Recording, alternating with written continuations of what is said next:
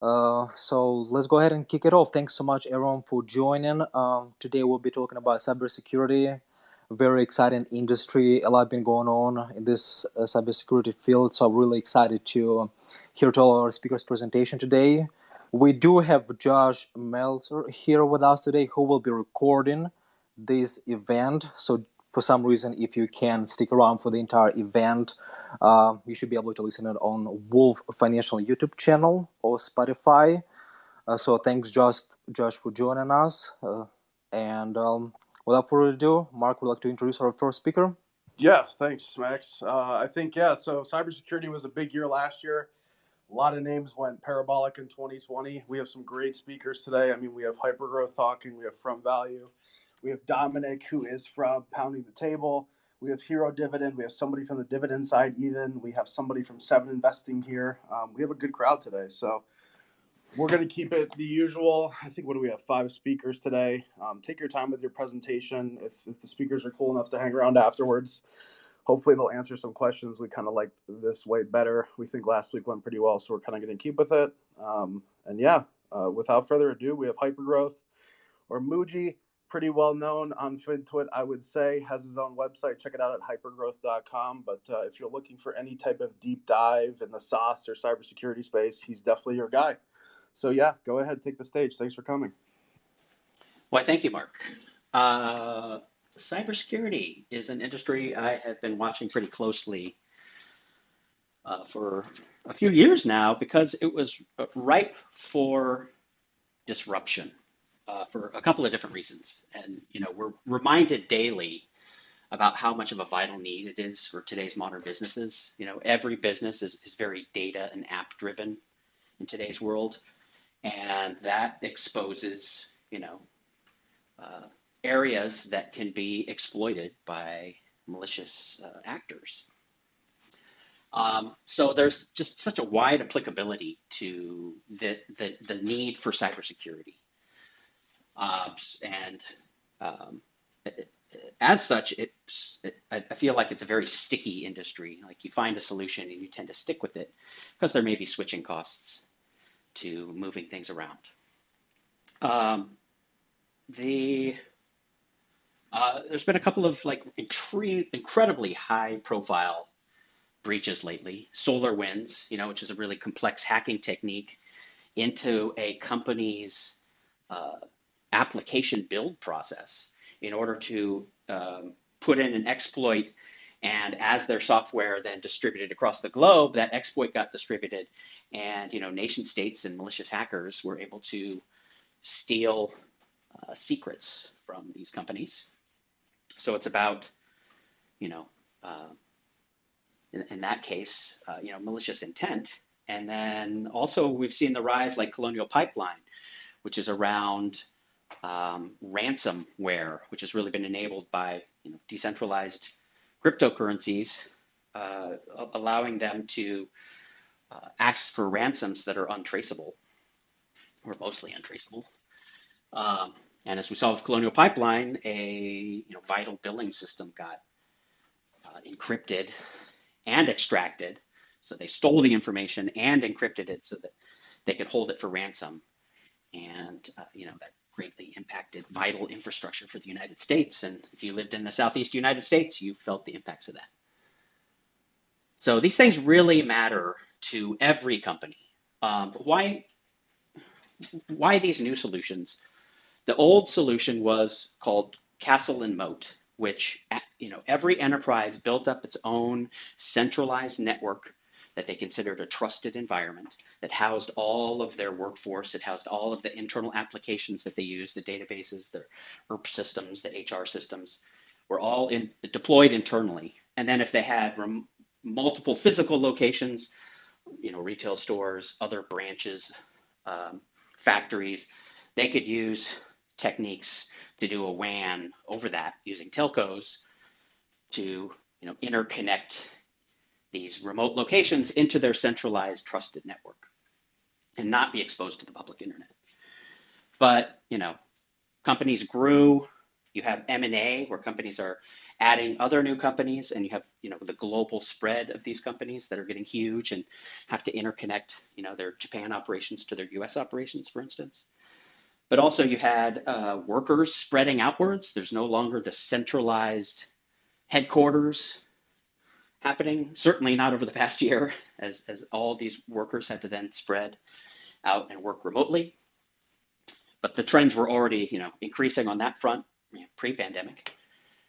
And now with the rise of the cloud, you've got all your infrastructure not only moving from data centers that you could interconnect into your WAN, but this is all spreading outward, out into the cloud infrastructure, which, not only makes it so that your perimeter is not only spreading outward of what used to be your moat in castle and moat, but it's impossible. Like, you can't draw a perimeter around AWS.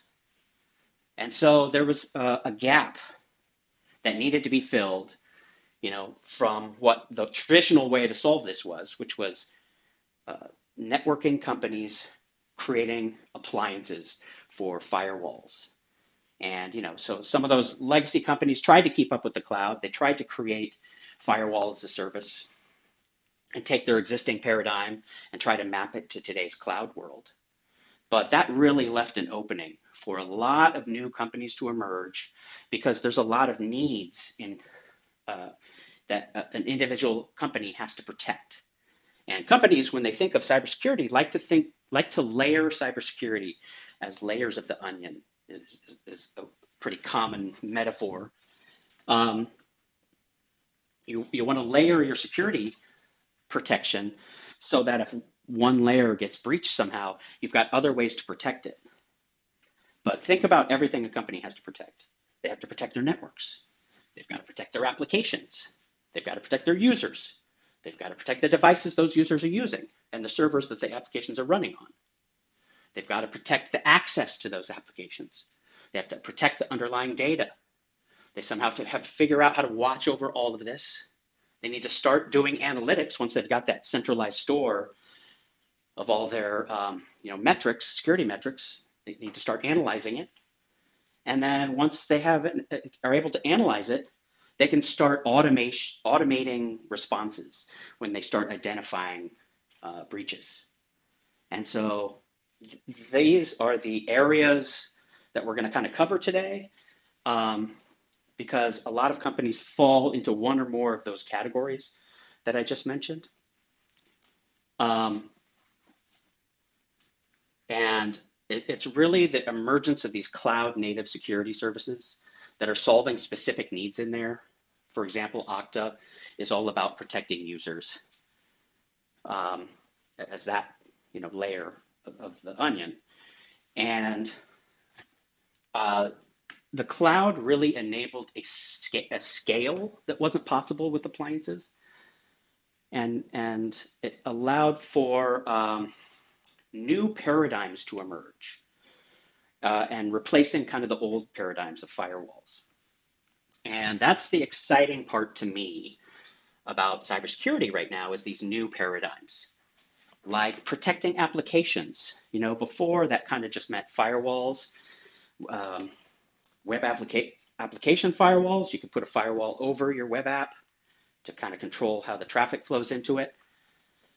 But then you've got DDoS protection, that kind of layers on top of it when you have a proxy over your application. But now there's new paradigms emerging for embedded embedded security analytics within your application itself in a new technology called RASP, which is Runtime Application Self-Protection. And that's what a company like Signal Sciences that Fastly acquired provides. So that's kind of one example of a new paradigm. And Datadog is kind of getting into this. They acquired a company called Screen that does the same thing. But also secure web gateways and what are known as CASBs, Cloud Access Security Brokers, have emerged to corral how a company's employees utilize the SaaS services that company condones. So this is about their users using GitHub, Jira, Slack, Office 365. That can all be corralled through these cloud platforms all access happens through the cloud platform, and you can control what users do within those applications and even control what applications your users can use through a CASB.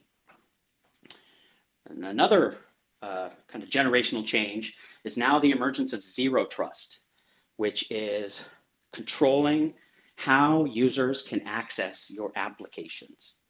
And this is one of the bigger paradigm shifts, I feel like, because it's no longer allowing your users onto the network. There was this prior paradigm of users had to use VPNs in order to get through the moat in the castle and moat. So you had to kind of punch your way through the firewall, through a protected tunnel, a VPN.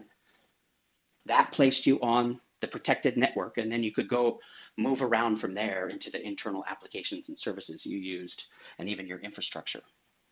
That is being done away with in a widespread manner right now because it is such a breachable, such a system that is so exploitable. And so zero trust emerged as a way to completely prevent what's called lateral movement, which is once you're exposed to an application, you can't move around to all the other applications within an enterprise. And it also prevents privilege escalation, which is once I've figured out a way to hack into your network, I'm going to give myself admin rights so I can do more and weasel my way in further into your enterprise assets. And so zero trust solves both of these things. What it does is it does not allow the user directly onto the network that the application is on. It provides an ephemeral connection between the two and as kind of a one-time network connection so that you, the user, have to establish who you are. It's about establishing your identity first and foremost. You can also establish what device you're using. They've enriched zero trust with device posture now that's coming from some of the endpoint providers so that I, a user, am in this tracking system for the enterprise users. I'm in this tracking system for the enterprise devices. These things all combine. I establish who I am. My access rights are set, and an ephemeral network connection is created from all of that, if all systems are go and I'm approved in all steps, to the application I'm asking for. And then once I'm done with that application, that network connection is completely severed. And so this is just such a vital difference in how networking happened before. And it was possible before, but it was incredibly complex because you're dealing with access rights to applications and kind of micro-segmentation of networking, incredibly complex, incredibly granular concerns for IT departments. And it's not the way they were used to thinking. They were used to thinking in castle and moat. I've got this big protected network. And everybody has rights once they're within it. It's the rise of these cloud native services and now edge native services that really allow zero trust to thrive. And that's why I'm so excited about this market, is all of these zero trust solutions starting to crop up. And then you also have these vital picks and shovels plays within zero trust around establishing your identity and around establishing device posture that provide a lot of tailwinds for this industry in general. And this is an industry that is got a lot of tailwinds in general because it's in the news all the time about all these massive breaches, and now with the executive order. But it's also, it's definitely going to be, a rising tide is going to lift all boats in this industry. But I think today we're talking about companies that appeal to all of us individually that have more potential than the others for whatever their stance is. Alongside zero trust, I want to point out SASE networks, which is combining enterprise networking with zero trust. And so think of it as enterprise networking as a service. Instead of using traditional methods to interconnect remote locations to your headquarters, and that might have been data centers, that might have been retail stores, that might have been factories, that might have been global locations of your company, you can now use edge networks in particular and cloud services for interconnecting the various locations of your enterprise network. And when that's combined with zero trust, I think you're looking at a new paradigm for handling security for enterprises going forward. And that's what excites me in general around all of this. And I didn't want to dive too much into the specific layers of the onion beyond, what it's protecting, the networks, the apps, the users, the devices, the user access, looking over it all, analyzing it all, starting to automate it all are kind of the areas to focus on here. If you want more details, I do have a post that, thanks, Max, just posted in the space to further delve into like specific solutions within those areas. So certainly go read up on those if you want. And there's even, besides all the mechanics, one I will stand out and mention up front is that I've always been fascinated with in this industry is what's called social engineering, which is the human element in all of this, is also important, which is educating your customers or educating your workforce for what to look for in phishing attempts, how to protect yourselves, because it's easy to pick up a phone and pretend I'm a user who's having networking trouble and I can't connect to the VPN. That's how a lot of these VPN breaches occur. So that's another aspect, but why I don't invest in that aspect typically is that doesn't scale as much as these other solutions like Zero Trust, SASE networks. They're scaling based on usage, that are scaling based on overall success of the platform growing and growing, I think is the more interesting area of investment here. So with that, I will wrap up and hand to the speakers. Yeah, thank you so much, Muji. There was a great overview of this industry. Cybersecurity is definitely one of the most fascinating industries, in my opinion. And the threats are definitely not going anywhere, especially with this digitization of workplaces and working remotely. Threats are just keep coming. So I would definitely suggest you guys click on the link that I pinned to the spaces and check the in-depth analysis of Muji on his website, hypergrowth.com. Thank you so much, Muji. And let's move to the next speaker. Mark? Hey, Muji, thanks a lot. Real quick, I have a question. So obviously I know you run a very focused portfolio. I think somewhere between 5 to 8 names, right? If I'm not mistaken. I know you're very heavy crowd net. Maybe you changed your mind and you're not anymore. Just kind of curious why, or, I guess what's your reasoning for being so heavy in cybersecurity versus some other industries? I just kind of wanted to pick your brain on that, if you don't mind. Yeah, that's actually the area I meant to actually focus on a little more in my intro. So thank you, Mark. No problem. It's the tailwinds. It's the tailwinds going on. Absolutely, I run an extremely focused personal portfolio, and yes, my top 2 positions and more than half of my portfolio are within CrowdStrike and Cloudflare in particular. But I've been a heavy fan of Okta over time as well in this space. There's so many tailwinds going on right now. There's always been kind of modern companies with a modern approach to how they're doing application development, how they're building out their company. Those are the initial customers to these platforms. The one that got it immediately, that this is a vital spend of your infrastructure spend, is that you have to protect your enterprise network, you have to protect your users, you have to protect the applications that you're developing. And so, there's a lot of initial success here as these zero trust platforms emerged. And then the underlying kind of picks and shovels players like CrowdStrike that I mentioned and Okta had a lot of initial success with that. And there's breaches weekly making the news that are reminding folks that this is important.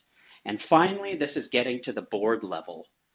It's no longer a decision in the IT department about how you're going to spend this, how you're going to treat cybersecurity spend. It's now at the CISO level, the C-suite, and the board level of that we're not going to be ransomed. We are not going to be held hostage over our data. We're going to do everything we can to prevent a breach. So there's a much higher level focus right now, but I think that's further given a tailwind by the US government's executive order lately, adopting zero trust and adopting endpoint protection as a requirement within the federal government and civilian agencies, and within contractors to the federal government. That's great. That's a whole separate cohort, and there's a lot of federal contractors, so it's going to affect a lot of public companies. But I think that's the kind of thing that's going to get all the laggards and that aren't spending money on cybersecurity, like Colonial Pipeline. It's going to start bringing them into a more modern thinking at that same board level, at that same C-suite level. So I feel like a lot of tailwinds here. There's a lot of green space to come. Thank you. That was awesome. I appreciated it. All right. Yeah, and really quick for the listeners, I would definitely encourage you guys to stick around because Muji will also be talking about Cloudflare at the end. Yes. All right. Moving on. Sorry, Chris, I know you want to watch the soccer game, and now you have to present Muji's favorite company, so there's no pressure here. I think everybody knows Chris pretty well. He runs Potential Multi-Baggers. He's made a lot of great picks. He's definitely made people a lot of, I'd say, great money in the last couple of years. So, great guy, great speaker, super nice. Go ahead. Thank you.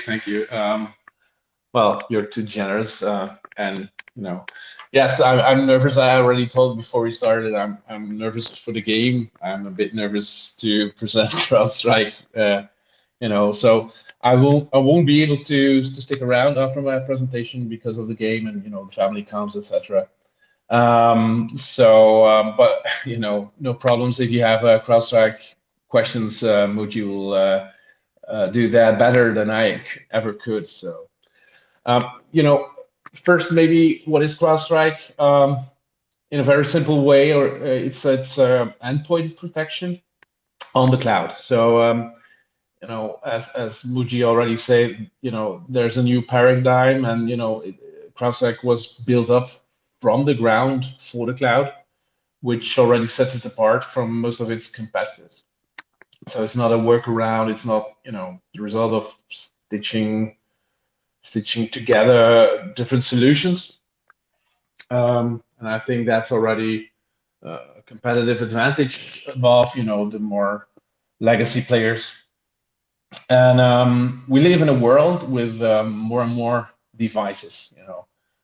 Probably if you look around you, you're surrounded by devices, and all those devices, connected devices, are capable of gathering and processing and storing and data and communicating data, and altogether that's a huge amount of data. And on top of that, all of those devices are becoming more and more important. They are also connected and interconnected, and very often critical for companies. Of course, work from home has accelerated that. If you work on your mobile phone, if you work on your laptop at home, it's more difficult to protect than when you're in the network in the office. So just to give you an idea, there's an estimate that there will be around 50 billion devices at the end of this year.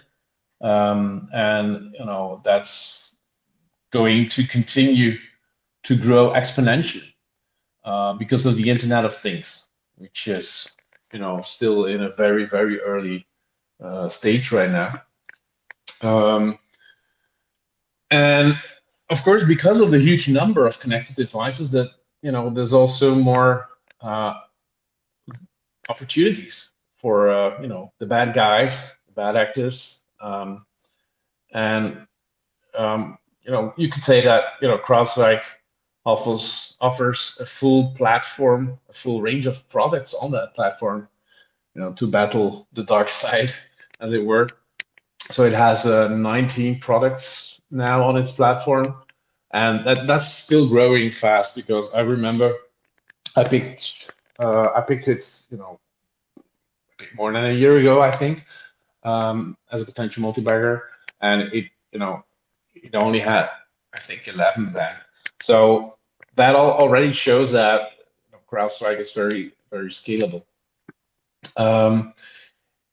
if you look at the other companies that will be discussed today, you'll see that they all focus on the network security.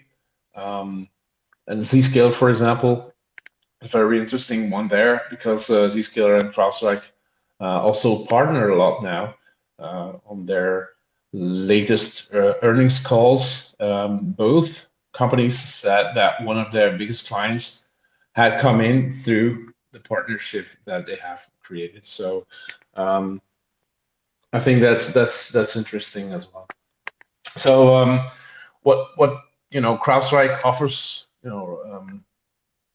protection, of course, real-time protection, and also visibility.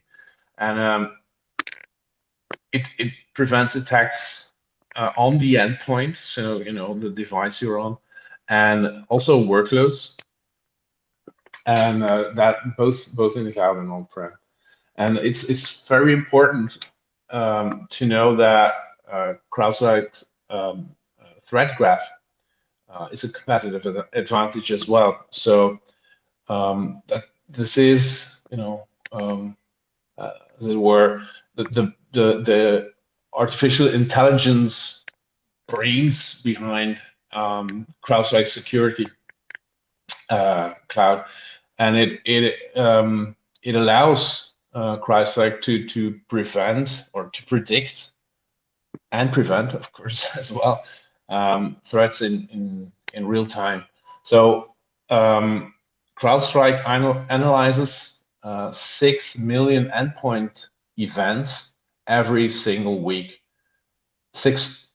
Did I say that right? 6 trillion. It's 6 trillion. So that's huge. That's such a huge number that you cannot visualize something like that. But it's impressive per week. And that's in real time, and that's from the whole globe. It's globally.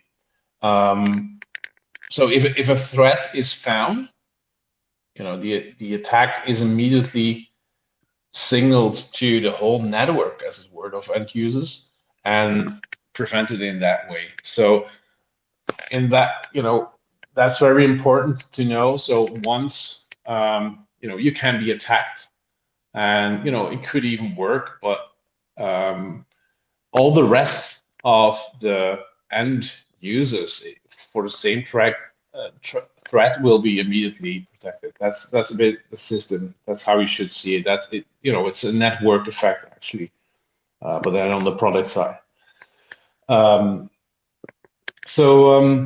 Another thing which is special for CrowdStrike is that it has a lightweight agent. So an agent is the thing that you give control to, that will automatically do or apply certain processes, etc. So it's very lightweight. And what does that mean? It's 35 megabytes, and that doesn't bloat your laptop. And that's also something which is typical for what would you call the new paradigm. It's much more user-friendly. You don't even have to reboot your computer, etc., etc. And CrowdStrike, on the last earnings call, it talked about one big client that they got in because that client was sick of rebooting computers and waiting for patches, etc. So that's also very important. I know that some people think that CrowdStrike is a COVID play, as I say, but this week, for example, I read an article, or no, research. Well, it was an article on research of Gartner, and it said that 51% of knowledge workers globally, all the digital trends or trends in working from home, etc., with cybersecurity as well, with 5 to 7 years, depending on what specific area or what estimate. It's of course not science; it's an estimate, but still. And Gartner expects that to continue at least until 2024. So one of the reasons there is that, as Muji already said, there are still too many companies which haven't really paid attention to cybersecurity that much, and they will have to. And if you see that, recommendation is to spend 10% of the total IT budget to cybersecurity, and I think, if I remember well, that the last number I saw was 5%. So that already shows that there has to be a lot more investments in cybersecurity, and of course, the order of the Biden administration will accelerate that as well. So you see, there are different reasons why this will continue. And if you look at CrowdStrike, will be the first cloud-based cybersecurity company that will rake in more than 1 billion in revenue. And I think this year, if I remember well, was 1.4 billion the consensus for this year. So, and it's still growing extremely fast. So if you look at the last quarter, it still grew at 70%. I have the numbers here. So last quarter, 70%, the quarter before that, 74%, the quarter before that, 86%, 84%, 86%. So, it's a very consistent, it's very consistent in how it executes, and how it keeps growing. And on the Palo Alto earnings call, I think it was a CEO, if I remember well, was complaining that his sales representatives were outnumbered by a factor of 8 by those of CrowdStrike, which also says something, of course. And the Palo Alto CEO said, "Well, we invest in our product and not in salespeople." And I thought, well, maybe you should reevaluate that. So, and if you look forward, I think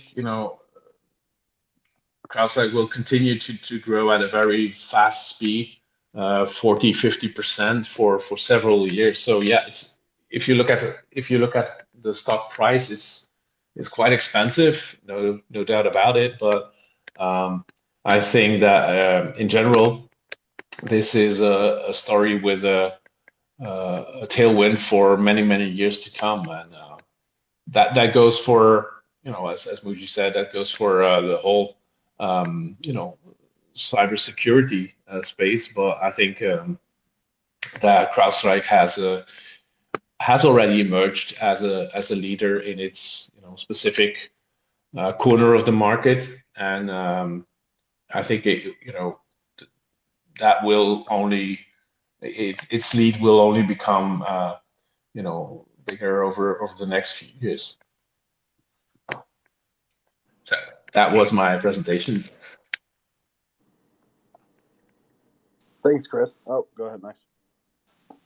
Yeah, I was just about to say that I think you did a great job, and I'm sure Muji would definitely agree with this. And I think it's pretty silly to think that CrowdStrike is COVID play only. And I think half of my people in my work still work remotely, and I think they're going to keep working remotely. And so cybersecurity is definitely a very interesting industry. So I really appreciate your presentation. Thanks so much, Chris. Yeah, bye. Sorry, I'm off now. No problem. I appreciate Have fun. you coming. Thank you.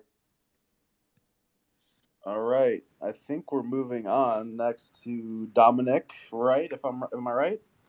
I think he's going to cover. That's right. I think he's going to cover VMware. Dominic is super nice guy. I think he does a lot of work with pounding the table. I know he is actually a SOS cybersecurity specialist, I think. So he's totally from the industry. Probably knows more than most of us, myself included. So without further ado, go ahead. Thanks, Mark. It's a pleasure to be with everyone today, and a privilege to speak with you guys on cybersecurity. As Muji hit on earlier, this is a very, very important topic in our world, and will continue to be very vital for everybody, and does affect everybody from consumers to businesses all the way around. So just to give a little background on myself on what I do for VMware. So I've been at VMware for 3 years now. Prior to that, I worked at Dell Technologies for 11 years. So a total of 14 being under the Dell Technologies umbrella.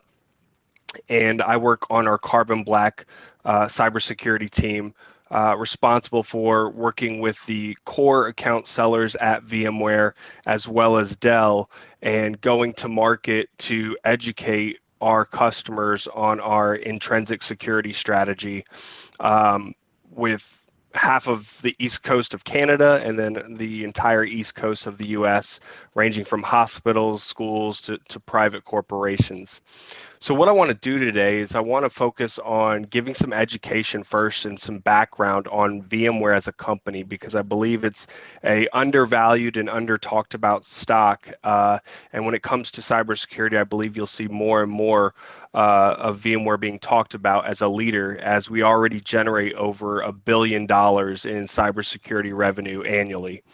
So I'm going to just start with kind of how I look at a company, right? So you guys can get a take on our leadership, the mission statement, and really how we view the industry and moving forward into this platform approach to security that we believe embedding next-gen AV, EDR, and full security across the board within the infrastructure is really the way to protect an environment.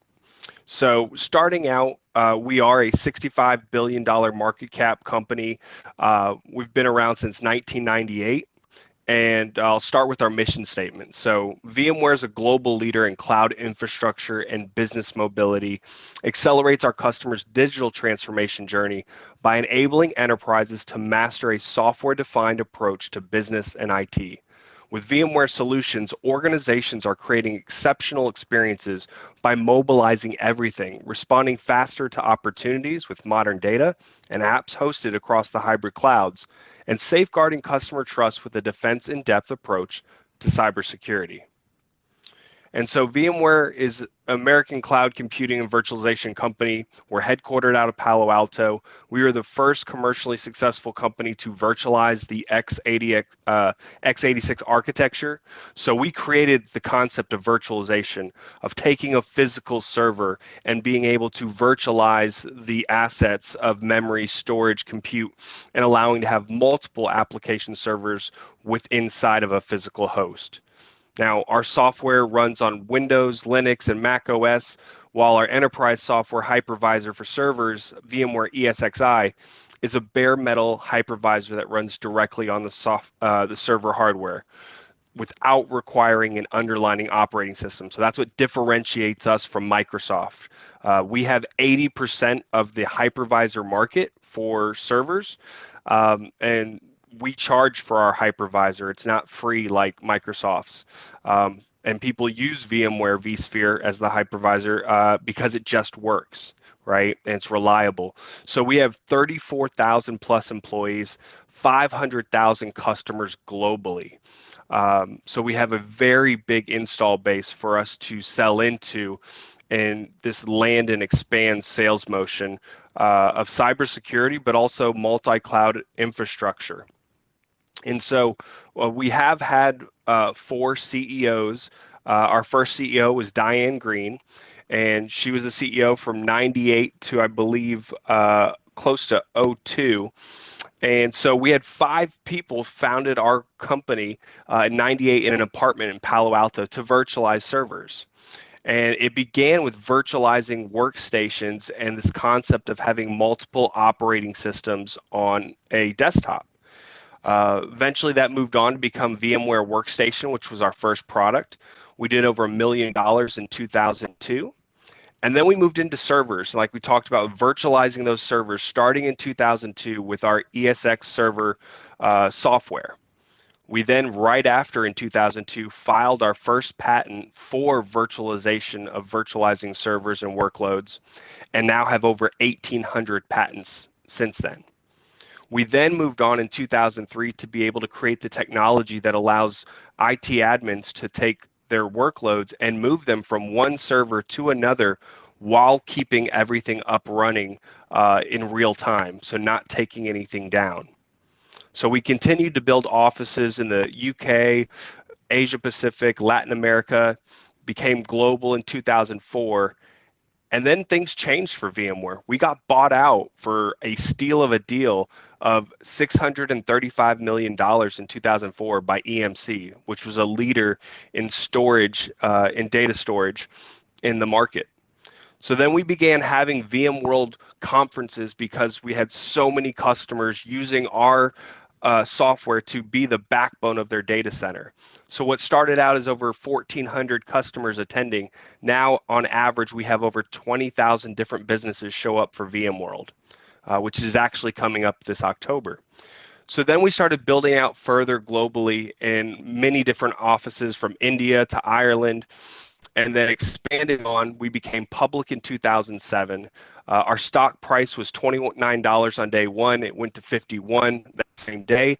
And for the last 5 years, we've done 171% return against 102% against the market. So we then began and had a new CEO in 2008 with Paul Maritz. We officially hit in 2008 over $1 billion in revenue. And then we created the technology of virtual desktops. And so that was our Horizon VDI software, virtualizing desktops to have your multiple applications running on slower machines or not as beefier computers, so you could still get your work done and still be proficient. Then we moved on in 2010, and I think it's important when you invest in a company that you also look at the culture of the company and you look at how it gives back and what it values. So we started to have a philanthropy organization with VMware Foundation where they match $3,000 of any kind of charity that you want every year for every employee. So we continue that on as of today still. So I think it's very important to look at the culture when you look at your employees as well. On Glassdoor, we have over 7,000 reviews with an 88% recommend to a friend and 4.3 out of 5 of a place to work through. We did have Pat Gelsinger become our CEO in 2012. He was the #1 CEO on Glassdoor in 2019, recently just left to go to Intel because that's where he spent his first 30 years. He was the first CTO ever at Intel. And he made a big impact with acquisitions for VMware to really go through a second digital transformation phase. We purchased Nicira, which was the company that created virtualized networking, which started this term in the industry called software-defined data center. And so really being able to have software-defined networking. Later on, we created what was called virtual storage for our vSAN solution. So really virtualizing the full data center so you could maximize your efficiency and costs and performance. And so with that, we then started looking at end user computing and how to improve the end user experience for patching Windows machines. You also have a lot of Apple users or Linux. So we acquired a leader in AirWatch right before 2015 for $1.5 billion. And they had been a Gartner leader in endpoint management for over 8 years. So we acquired them and started putting that together in our digital transformation story.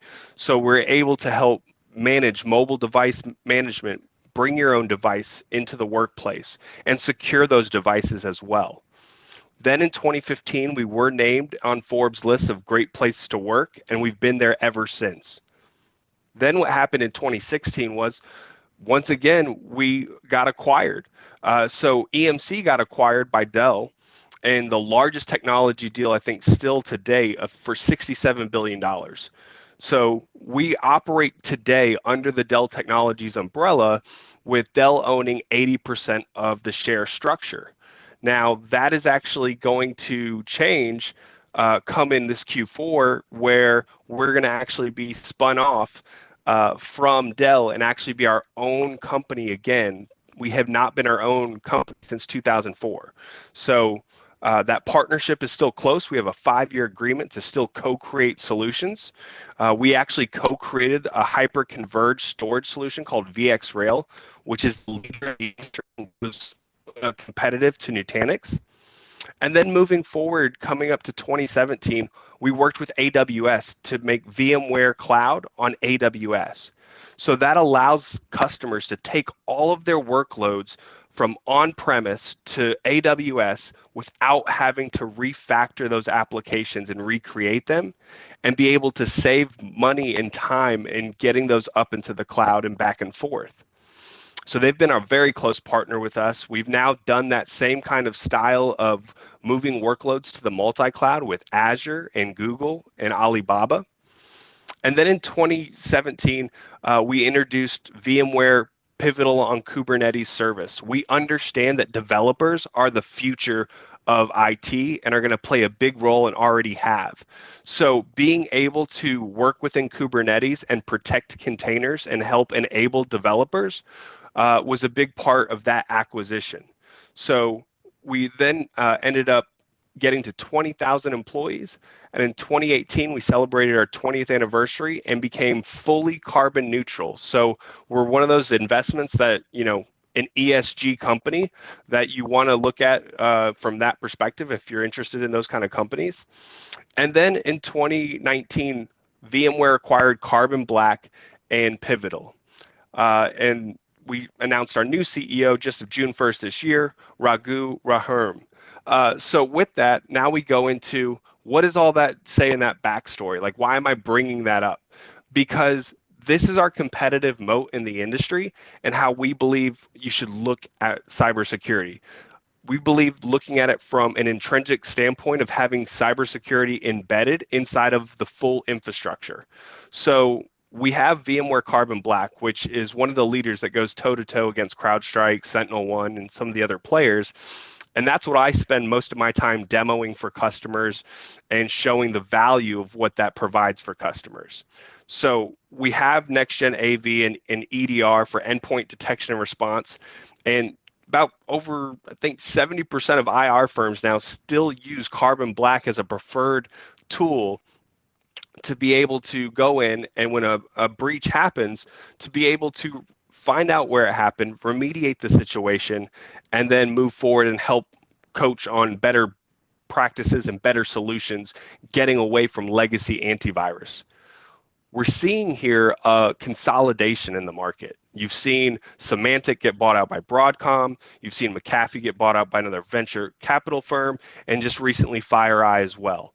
So you're going to continue to see this consolidation, and customers are fleeing towards a platform approach where I don't want to have multiple vendors for everything that I have to manage. It provides confusion, it provides complexity, higher costs, and most importantly, it leaves you vulnerable.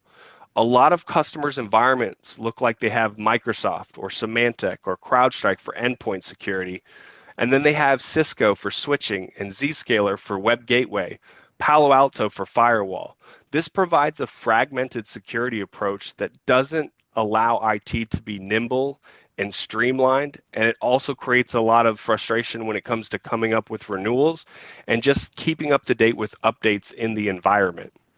So with VMware, with all of those acquisitions that I mentioned, you're looking at a company that not only has over 500,000 customers in the enterprise space, but we also have taken now Carbon Black and started embedding it into all these other platforms.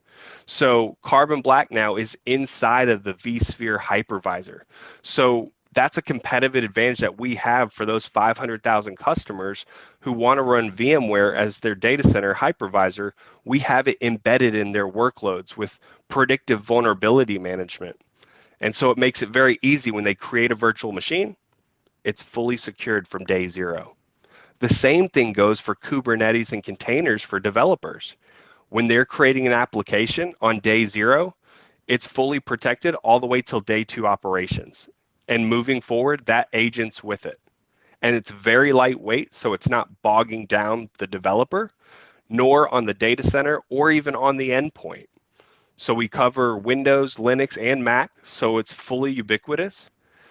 And then what's really exciting, you heard Muji talk about SASE security, which is protecting things at the edge. We also have a VMware SASE solution to protect that because we believe 50% of the data is going to go to the edge by 2025. But you also need visibility in context. And that's where you have endpoint detection and response, which is what our company was founded on before it was Carbon Black. It was called Bit9.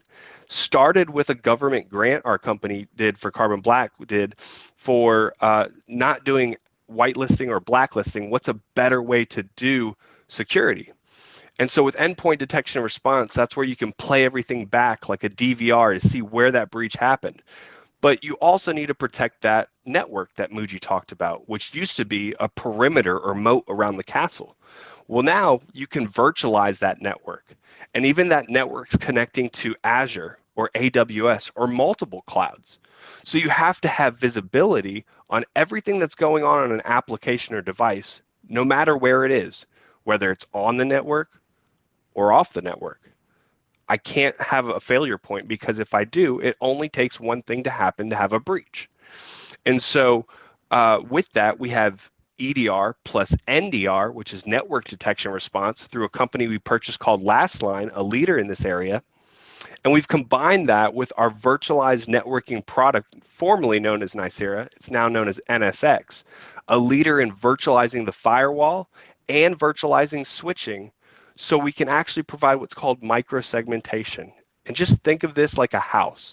You can take all of your critical information and secure it into different rooms so they can't see each other, and they each have a firewall on each room, making sure that it's protecting your east and west traffic internally. So this way, if someone were to breach internally through a social engineering act, which Muji also talked about, we're seeing disgruntled employees or people giving their credentials out for a breach. That happens. And so with our solution, it's able to determine if there's anomalies on the network. We know what applications should give access to and what they shouldn't. So this platform approach gives all the visibility for IT, and then it is driven by artificial intelligence in the cloud, which is making recommendations on remediation and providing alerts for the IT team. So I'll post some of the images on the slide decks that I use with customers that are publicly facing, and it brings together the InfoSec security teams, the cloud teams, the developers, the network teams, and the end user help desk team. So this way, they can provide a platform approach that everyone has the visibility to communicate together, and they can respond accordingly to security threats. We currently have 9,000 Carbon Black customers. We actually have 30,000 that have licensing from our partnership with Dell, because when you get a Dell PC or laptop, you can actually get Carbon Black included with that through your Dell sales team. So we have a lot of room to grow from upsell and cross-sell opportunities, and you could only imagine what we can do from that perspective with all the other products as well from a security and overall infrastructure standpoint. So we currently do almost $13 billion in sales this year. We just did $3 billion last quarter, and we had over 30% operating margin. So very, very profitable company, undervalued. I think per Simply Wall Street said about 45% undervalued. And I think what you'll see with that split off come in the fall, that we'll be treated as our own company that can make our own acquisitions, all the while still with partnering with Dell and scaling out with that huge customer base. And so this is how we view security, as doing it as a platform approach, making sure our customers can see everything, whether it's on or off the network. And our new vision statement is to help customers securely build, run, manage any application on any cloud, on any device, without sacrificing the end user experience. So that's our story, and really appreciate the time, Max and fellow speakers, to share that with you. Yeah, man, that was a great presentation, Dom. Thank you so much. VMware is definitely not one of the names that you can see on FinTwit a lot, so it was amazing to have someone who actually works in this company to give us this amazing overview. So I'm just curious, so what do you think would be the #1 competitor of VMware as of today? Well, from a cybersecurity Yes. perspective, CrowdStrike's the leader in endpoint and security today. From a Gartner perspective, and I believe from a revenue perspective. So I don't think that that's going to stay the same probably long term. I think we'll see the market consolidate. I think we may see some more acquisitions across the board in the industry. I think there's going to be multiple winners, so multiple companies can win, and you're seeing that now with VMware, CrowdStrike, SentinelOne. Um, it'll be interesting to see what big tech's allowed to do because those are the only people that have big pockets that could buy a CrowdStrike or a SentinelOne or a VMware. So um, I think it really will come down to who can tell their story the best. And I think the advantage that VMware has is just like Microsoft, they provide majority of the infrastructure a customer needs. Thanks, Dominic. No problem. I appreciate you coming on today. Thanks for giving us a internal scope of what you do and the company you work for. I thought it was really well done. So thanks. Moving on, I think we're doing Dividend Hero, if I'm not mistaken. He's going to talk about Fortinet. Yep. Take the stage. Awesome. Well, I guess just to play off of what Dominic was going over, I'll introduce myself. So Dividend Hero, mostly dividend investing. No dividends found in this Twitter space today, but that's all right. I do invest in plenty of growth stocks. When I made my Twitter account, I had to pick a name, so I just kind of stuck with it. So I work for a cloud provider. So we do cloud hosted infrastructure.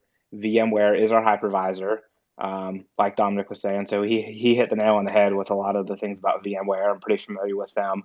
So we do cloud hosted infrastructure, virtual backups, virtual desktops, which we use VMware Horizon for our VDIs. And then we also do managed security, and we are a Fortinet partner for that. So I have been at the company about 7 months. I'm only 23, so recent college grad. Went to Clemson, go Tigers. So I worked a job for 7 or 8 months, and now I've transitioned into this role at the cloud company. So I'm on the sales team. So this is a whole new industry for me. So I'm learning.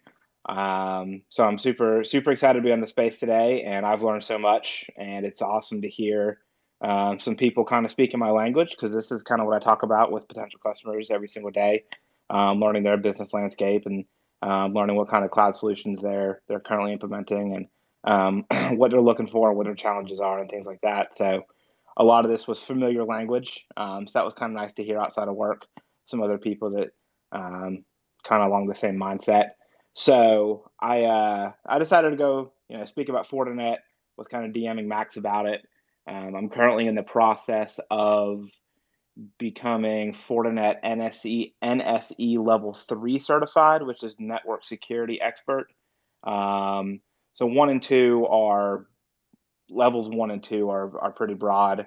And then level 3 really starts to go into the details about Fortinet's products, and just in a lot more depth, and a much deeper understanding of cybersecurity as a whole. And so definitely still learning. So I just want to kind of preface it with that of kind of learning the ropes here, and super excited to be on with everybody. So Fortinet, they're more of an industry legacy player. They were founded in 2000.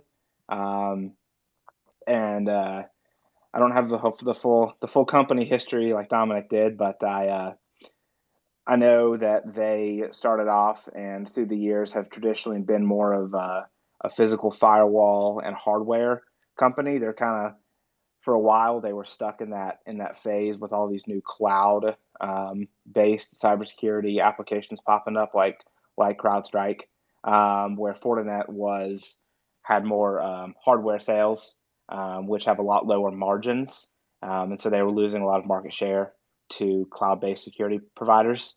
So they've been heavily investing into other segments and more cloud-based services to grow their to grow their sales and to make up for the low margins and the declining revenue from their hardware sales. So they're in a bit of a transition, but that doesn't seem to affect the stock price. It's up over 600% in the past 5 years, and it has $40 billion market cap. So certainly has plenty of room to grow, and they have been growing. And along with the whole industry, I think we've touched on it plenty throughout the space of just the whole industry, and the rising tide is going to lift all the boats in this industry, and so it's a great place to invest. So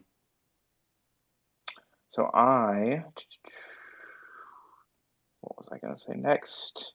So Fortinet has plenty of different products, pretty similar to a lot of the other, a couple of the other cyber companies we've talked about this afternoon.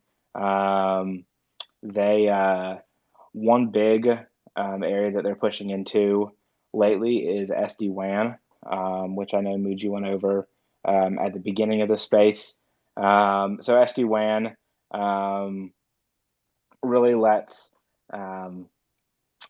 global companies, and that doesn't have to be global, but companies with a big footprint connect their local area networks to a wide area network, or a LAN and a WAN.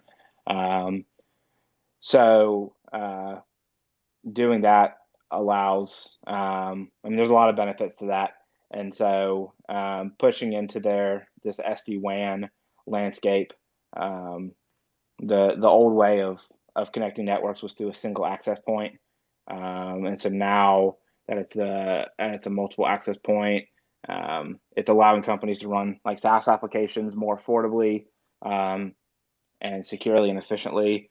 And I've got a picture to describe SD-WAN. I'll throw it in the space right here. I'm a pretty big visual learner, so let me pin it at the top of the space here.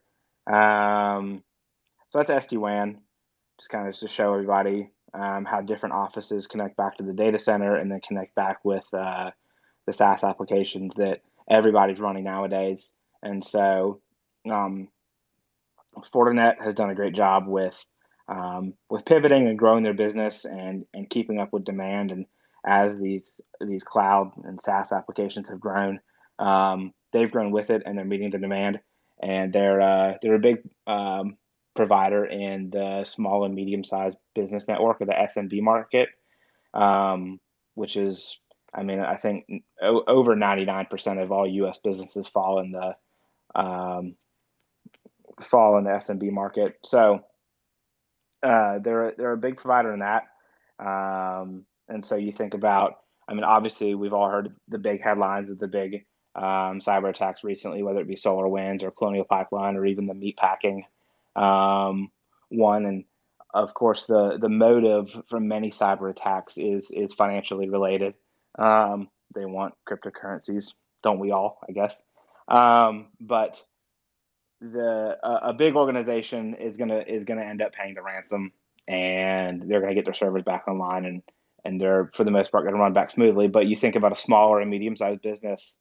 There's a lot of businesses that aren't investing heavily into cyber, which I know we've talked about, but a cyber attack shutting them down, that would be incredibly crippling to a small or medium-sized business that might not have the financial means, or might not have even thought about investing into cyber. And I think it's the headlines are proving that any industry can be disrupted by cybersecurity. We went from an oil pipeline to a meat packing plant to who knows what'll be next, but you can't narrow it down. It's every business that can be impacted by this. And so I see cybersecurity as something that's it's essential. It's not going to go anywhere. Going to go away anytime soon. In the industry itself, is an intriguing space, and I love hearing about the new players and what they're doing different, whether it be Sentinel-1. I know Jonah Lupton is big on Intrusion, stock ticker INTZ. So there's some cool cyber companies doing many different things and filling many different gaps as the industry evolves. And so I think one big thing to look for in an investment in a cybersecurity company is one that is keeping up and adapting with the ever-changing landscape of the industry, and it has proven themselves to be able to change to the customer's needs and keep up with the advancements in cybercrime and malicious acts from cyber criminals. And so I believe Fortinet has done a great job with that. I mean, all of their products, you can kind of, if you were to go in and read the history of them, and you'll see how they've evolved over the years. And I'll keep my presentation a little bit shorter, but that's definitely something to keep in mind, is just how the company has evolved over the years. And so, I mean, that when Dominic was going over VMware, that was awesome to hear how it's changed through the years and this ever changing industry.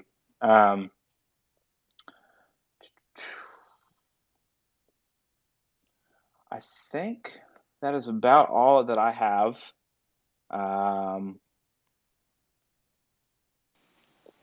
Yeah, man, that was good. Yeah, I think a lot of stuff that I had prepared had been talked about by other people, which is awesome. I don't want to keep beating a dead horse. Yeah.